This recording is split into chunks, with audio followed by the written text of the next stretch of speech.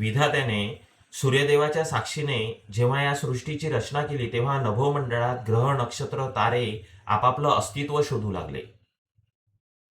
असंख्य अशा आकाशगंगा, वरुण राजाची कृपा, पाण्याचे झरे, नद्या यांचा उदय झाला आणि यांना सर्वांना सामावून घेण्यासाठी समुद्र निर्माण झाले.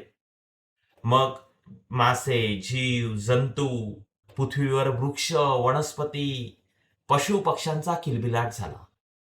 कुठे घनदाट अरण्य तर कुठे फळाफुलांचे बगीचे तयार झाले.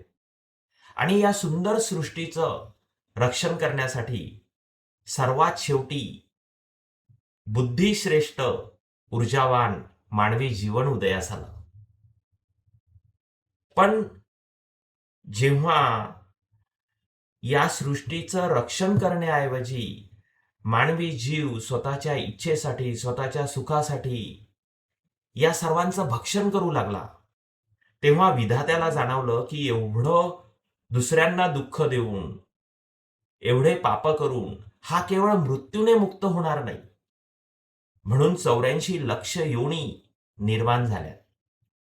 तेव्हा जर तुमच्या आजूबाजूला पशु, पक्षी, प्राणी अथवा माणूस वाईट अवस्थेत, दुःखात जीवन जगत असेल, वेदनेत जीवन जगत असेल, तर जास्त वाईट वाटून घेऊ देऊ नका.